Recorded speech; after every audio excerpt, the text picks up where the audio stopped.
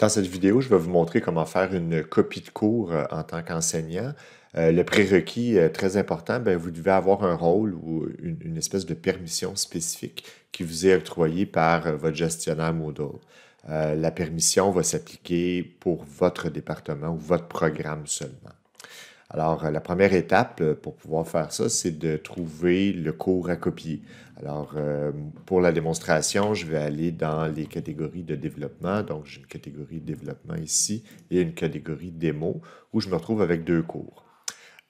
Cet utilisateur-là, l'utilisateur que j'utilise présentement, Bob l'éponge, a ce rôle-là spécifique qui lui permet d'office d'aller magasiner, c'est-à-dire de se promener dans tous les cours. Si je veux aller voir celui-là, je peux aller le voir. Si je veux aller voir l'autre, etc. Puis je pourrais ajouter un cours ici, neuf, vide.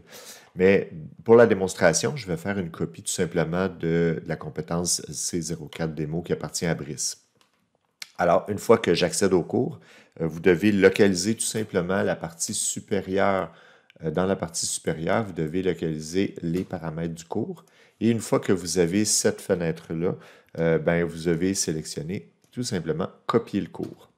Vous allez avoir une interface très simple qui vous invite à écrire le nom.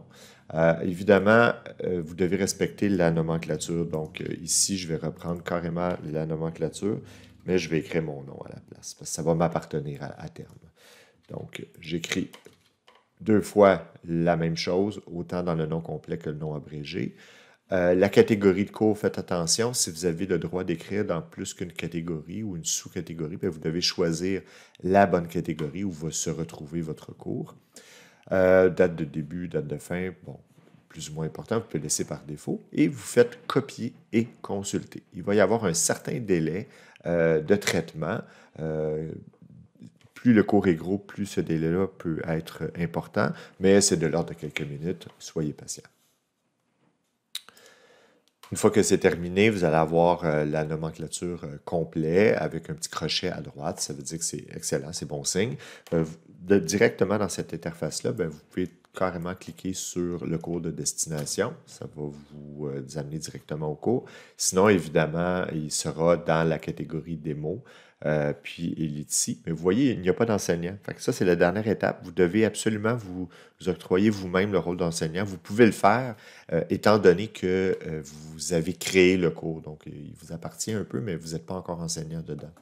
Ce qui fait que quand je vous accédez à votre propre cours, c'est possible que vous puissiez ne pas l'éditer. Alors, dans les participants, vous n'avez qu'à ajouter votre propre nom et évidemment, vous devez vous donner le rôle d'enseignant, tout simplement.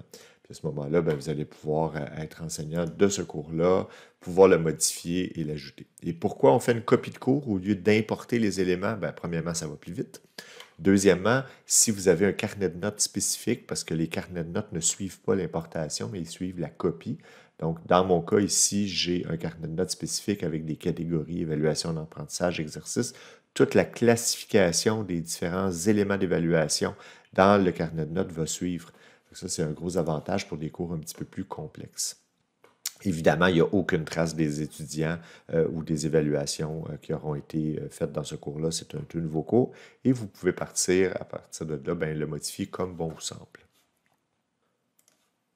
Alors, si on résume, 3 étapes, sélectionner le cours à copier, copier le cours, le nommer puis le placer dans la bonne catégorie, puis s'y inscrire comme enseignant et voilà, bingo, c'est réglé.